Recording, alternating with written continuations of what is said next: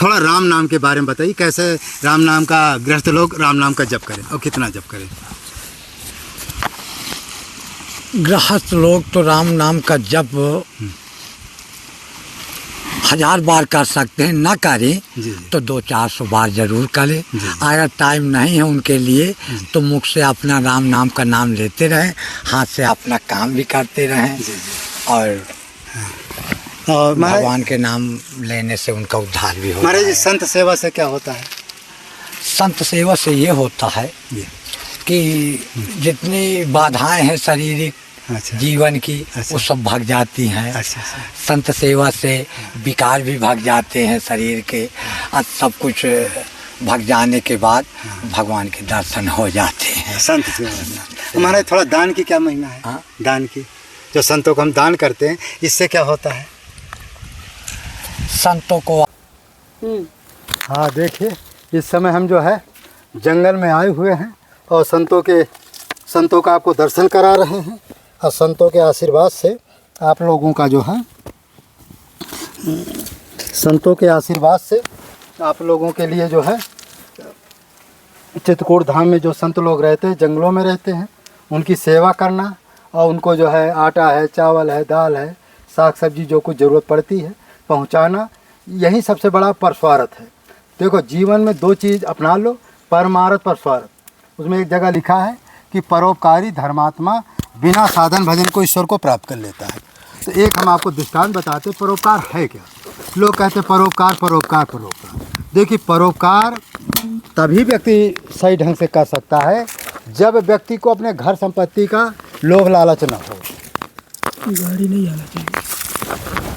तो इसलिए जो है आप लोगों का तो इस तरह से कोई बात नहीं, थोड़ी देर आएगी तो आएगी। तो इस तरह से जीवन में परोपकार, सच्चा परोपकार तभी माना जाएगा जब आप जो है परोपकार जो है मन वचन कर्म से करेंगे। बहुत हो जाना, वहाँ तक ले जाना बड़ा कठिन है। चलो कोई बात नहीं, वहीं खड़े रहो।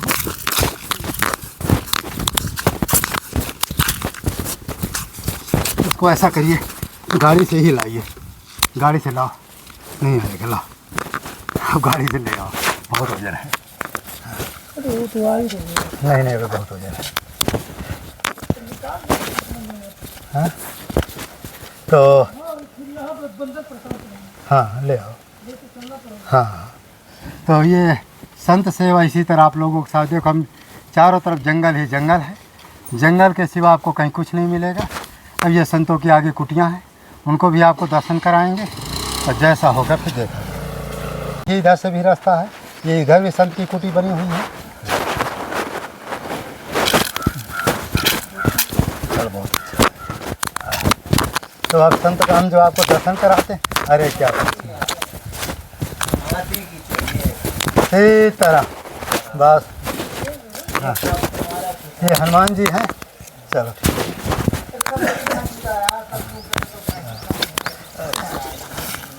अब ये महाराज जी का दर्शन आपको कराते हैं, कुछ सामान भी देना है।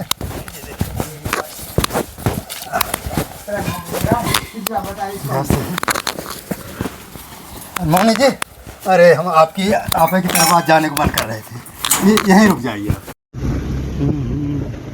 देखिए कैसी रास्ता जो है, इस तरह से जंगल में संत लोग रहते हैं। अब हम लोग संत सेवा के लिए संत की कुटियों में जा रहे हैं। देखिए कितनी खराब रास्ता है, कंकरीली रास्ता है, बड़े बड़े पत्थर वाली रास्ता है, कि ऐसी रास्ता है कि सबके बस का भी नहीं है जाना।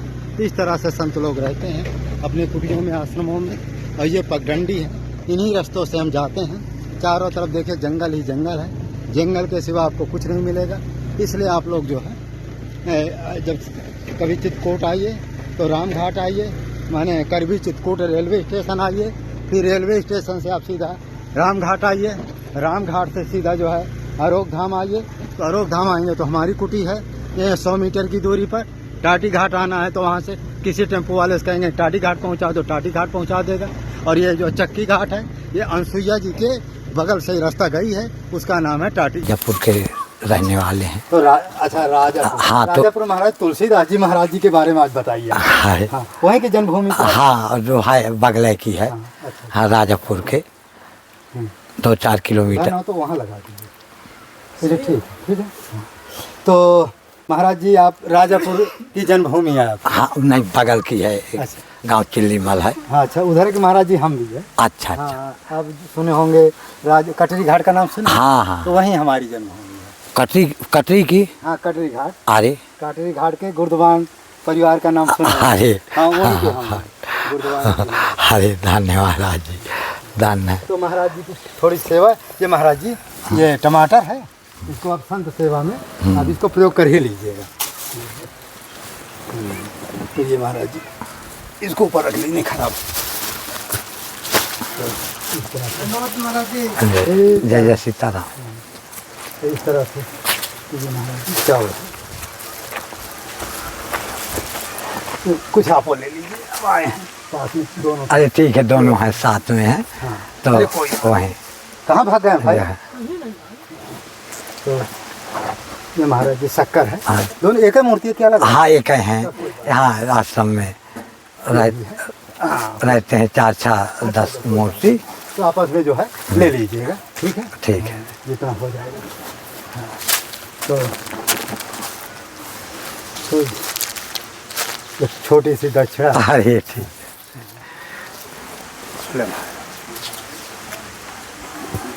तो हमारे संत जी जो है तो ये महाराज जी कैसे इधर आवागमन हुआ? अब हम ज़्यादातर यहाँ तो गुरु आश्रम में सेवा करने के लिए आ जाते हैं। अच्छा। गौशाला भी है। इधर कहाँ जा रहे थे? यहाँ भंडारा में आए। अच्छा, भंडारा। हाँ। चलो कोई बात नहीं। अब थोड़ा अध्यात्म मार्ग में आइए। तो महाराज जी की जीवन में कितने बरस हो गए आपको? ये करते हुए। हाँ, संत जीवन में। हाँ, ये 18 वर्ष हो गए। अच्छा। 17। तो महाराज जी आप क्या चित्रकूट में रहे हो? कहाँ कहाँ ये साधन भजन किया? कैसे कैसे जीवन बिताया? अब यहीं था मैंने गुरुकुल में अपने चित्रकूट में रामप्रिय दास महाराज जी के यहाँ। तो यहीं अपना साधना भजन करता रहा। अच्छा। हाँ, जो उनके आदेश। तो महाराज जी हमारे जो चित्रकूट में एक आश्रम है, राम प्यारे दास जी नाम है। अच्छा, कहाँ पे? जिनके यहाँ आप रहते का नाम है? रामप्रिय दास। अच्छा, रामप्रिया। हाँ, रामप्रिय। रामप्रिया दास त्यागी महाराज। हाँ, त्यागी महाराज। खाद चौक जाते। खाद चौक। हाँ। तो वहाँ रहते हैं हमारे। वहाँ तो हमारे गुफा भी है। गुफा देखे? हाँ, गुफा है। उसके नीचे गुफा। हाँ। और उनके जो गुरु जी थे नामदेव कुछ ऐसा नाम था ना? हाँ। वो बहुत अच्छे संत थे। तो महाराज जी इस समय क्या है कि जनता के कल्याण के लिए नाम क्या अभी बताया आप? रामप्रिय दास महाराज। नहीं, आपका नाम? मेरा राजकिशोर। राजकिशोर। हाँ। तो हमारे संत जी का राजकिशोर नाम है। और महाराज जी कितने बरस आप पता है चित्रकूट संत जीवन में? 16-17 साल। 16-17 साल महाराज जी को ये संत जीवन में हो गया। और अपना तो महाराज जी उस समय तो उम्र कितनी रही होगी? इस समय कितनी उम्र है? इस समय उम्र होगी मेरी जो है 48 साल की। अच्छा। हाँ। अच्छा। तो आपके बाल पक गए? खैर बाल तो हमारे पक गए। अरे 50 साल के हमें, माने हमारी उम्र लगता है। हाँ। आप है जी हमारी। जी। ये कि हमारे ऊपर के बाल कम पक गए हैं, नीचे के बाल ज़्यादा पक गए हैं। तो हमारे संजीव को बहुत अच्छा। अब थोड़ा जनता के कल्याण के लिए कुछ ऐसी चीज़ें बताइए, कैसे कितने बजे उठाएं, कितना राम नाम का जप करें, इसके बारे में थोड़ा जनता कल्याण के लिए बोलिए। हम तो ये कह रहे हैं कि राम नाम का जप तो 1000 बार तो करना ही चाहिए। जी सर। मनुष्य को, पर नहीं कर पाते तो 1-2 माला अवश्य राम नाम का जप करना चाहिए। सुबह 4 बजे उठ करके अपना शौच क्रिया करके और 5-6 बजे के लमसम जो है, अगर आश्रम में कोई बना है वो भगवान की मूर्त है वो है। गृहस्थ के लिए गृहस्थ को कितना भजन करना चाहिए? साधु तो सब भजन कर ही रहे, गृहस्थ को कितना भजन करना चाहिए? कितने बजे उठना चाहिए? अरे गृहस्थ को तो फिर जो है छोड़ देना चाहिए 5 बजे के पहले, सूर्य नारायण न उन्हें पाए, और चारपाई को छोड़ देना चाहिए। और सबसे पहले उठ करके अपने माता पिता अगर हैं तो उनका प्रणाम करना चाहिए। हाँ, और बड़े बुजुर्गों का भी मान सम्मान करना चाहिए। और जब शौच क्रिया से अपना काम धंधा पानी से रहित हो जाए तो उसके पहले से जो है कम से कम 200-400 बार नाम तो भगवान का हाँ, कुछ ना कुछ जरूर। हाँ लेना चाहिए। इसमें कोई टाइम नहीं लगता है। कोई टाइम नहीं। समझो, चाहे तो चलते फिरते भगवान का नाम। अरे हाँ, हाथ से अपना काम भी करते रहे, मुख से भगवान का नाम भी लेते रहे, समझ लो क्या इसमें कुछ लगता। हाँ तो संत जी ने कहा कि एक चवन्नी का खर्चा नहीं है, हाँ। हाथ से काम करिए, मुख से राम नाम या भगवान का नाम लेते रहिए, इसी से जीव का कल्याण है। महाराज जी, इस समय ऐसी सी समस्याएं आ गई भक्तों के सामने या लोगों के सामने कि राम नाम जपते हैं, कोई कहता है कि मन नहीं लगता, कोई कहता विश्वास नहीं होता। इसका कोई ऐसा उपाय है कि उनका विश्वास भी बढ़े और मन भी लगे? कि कुसंग है, कि खान पान दूषित है, कि क्या कारण है ये सब चीजें? और समाज बहुत तेज बिगड़ भी रहा है।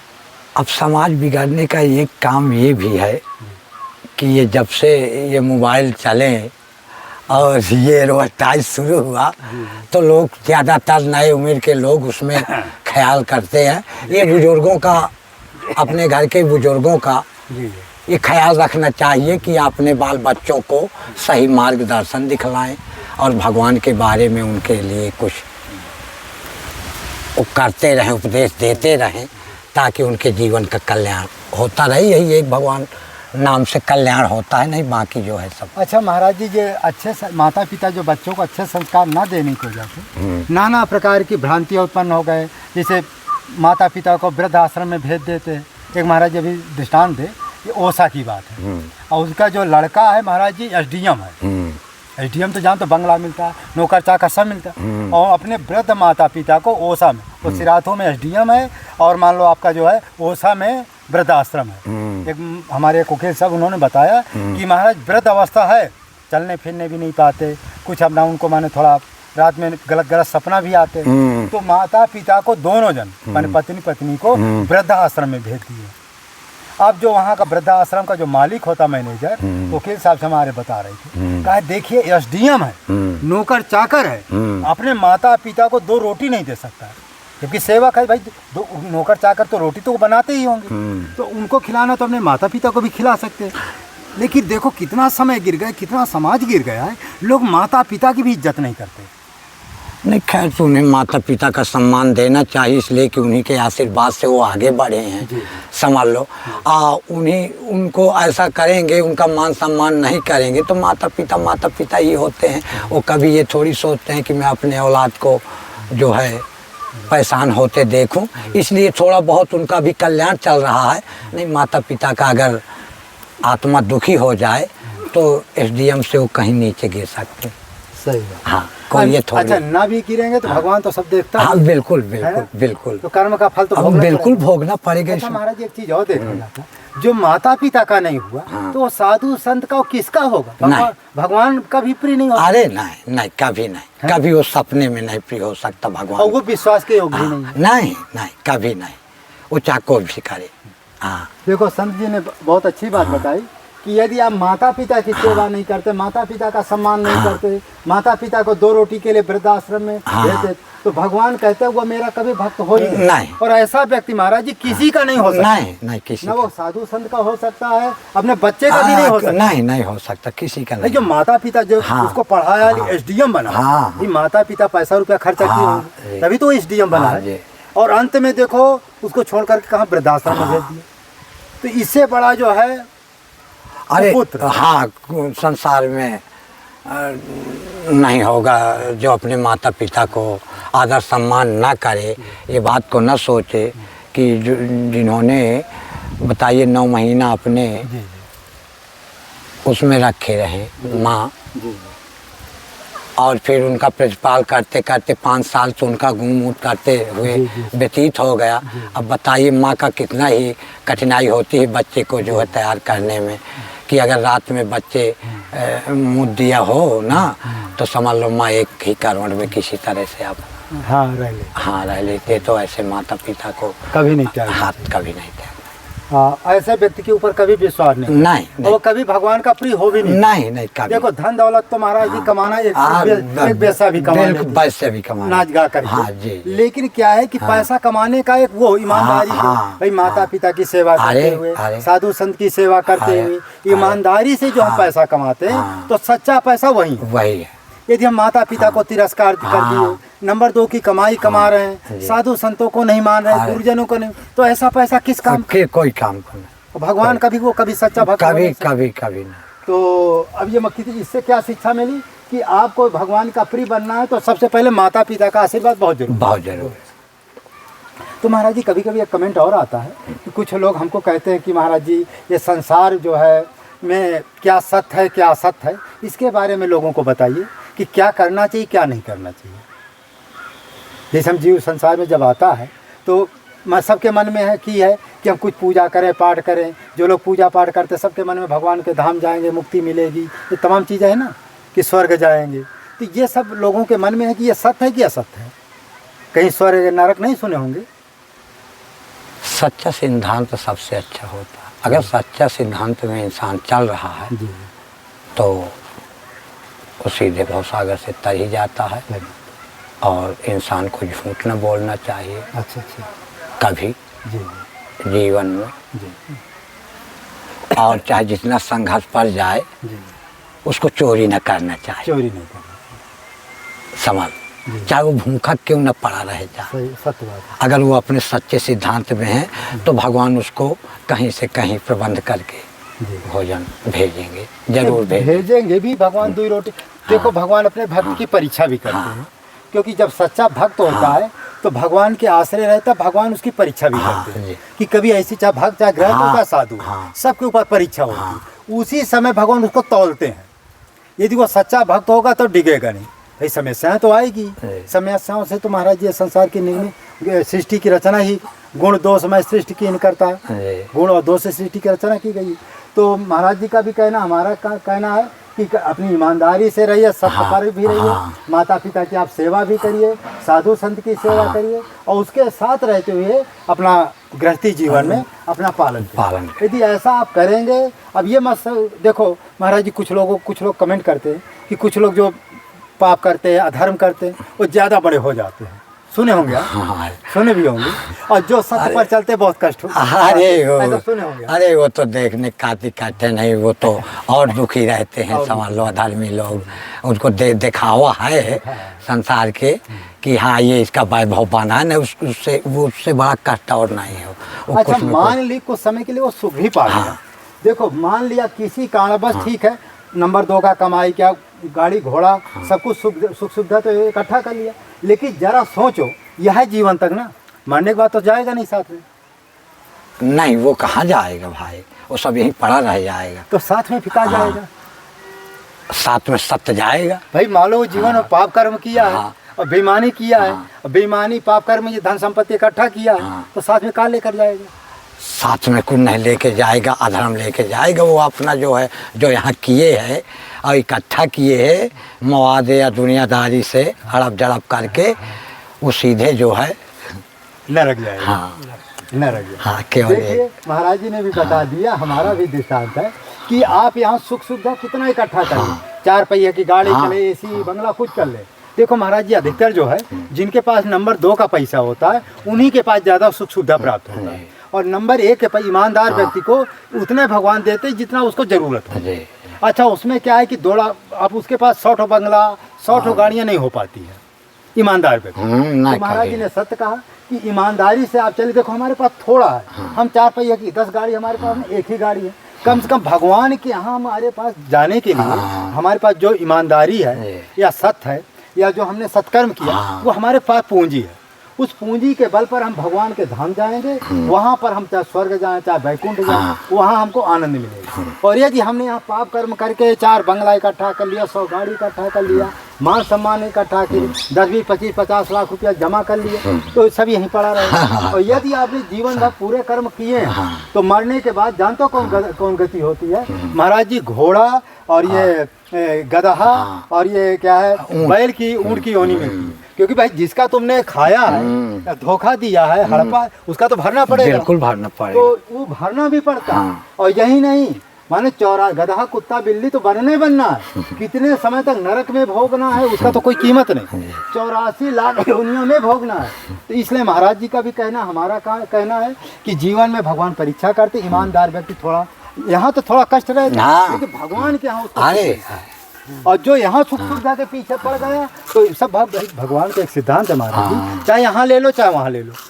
और जो सच्चा भक्त होगा तो भाई जो भगवान का भजन करेगा थोड़ा कष्ट सहे, बिल्कुल बिना कष्ट सहे भगवान ना कुछ देते ना बिना कष्ट से। अब देखो 5 पांडवों को थे, भगवान ने धर्म की परीक्षा किया, परीक्षा में सब कुछ देखो छोड़ना पड़ा, अंत में भगवान के धाम गए और भगवान उनके पीछे पीछे दौड़े। राजा हरिश्चंद्र को देखो थोड़ा कष्ट सहे, अंत में देखो भगवान भी मिले, सब कुछ मिले। सब क्यों नहीं मिले। वही दृष्टांत है कि यदि आप यहाँ थोड़ा कष्ट सहेंगे, भगवान सुख सुविधा देते हैं, ऐसा नहीं सुख दे, लेकिन उतना नहीं मिलता जो माने अपराधियों को मिलता है। तो इसलिए महाराज जी ने बहुत अच्छी बात बताई। महाराज जी आप तो बहुत ये थोड़ा ये बताइए, आपको ये जीवन में आते हैं, जैसे आप कभी चित्रकूट में जहाँ आ रहे हैं, कुछ ऐसा आप अनुभव बताइए, कभी ठाकुर जी, हनुमान जी या कोई सिद्ध महात्मा, कुछ ऐसा अनुभव, कुछ ऐसा चमत्कार हुआ कि जिसके द्वारा भगवान पर आपको पूर्ण आस्था हो गई, या संत को माने जनता को पूर्ण विश्वास है परमात्मा है, कुछ ऐसा अपना अनुभव बताइए, या किसी अपने गुरु भाई का या किसी गुरु जी का कुछ भी ऐसा अनुभव बताइए, किसी संत के बारे में। भाई संत सेवा से तो हम आज इस वेश में पहुँचे हैं। अच्छा। सबसे पहला हम संत सेवा किए, उसके बाद जो है भगवान की आशीर्वाद हमारे ऊपर पैदा हुआ, संत भगवान की कृपा से, और हमें अपने उसमें जो है माने संत सेवा से ही हमारा आपका कल्याण हुआ। हाँ, अच्छा। संत सेवा से ही हमारा कल्याण हुआ। तो हमारी परिक्रमा भी रोज होती है?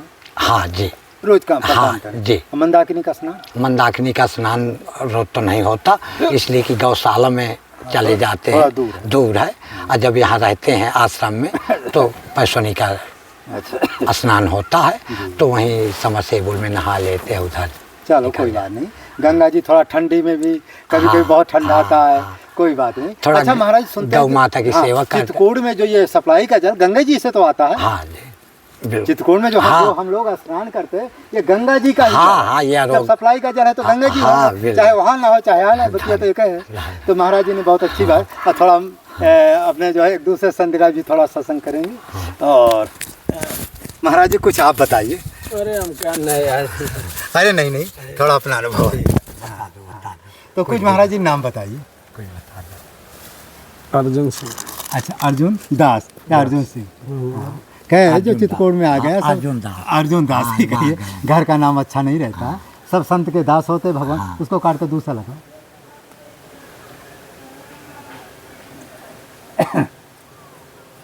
लाइटें जला दी।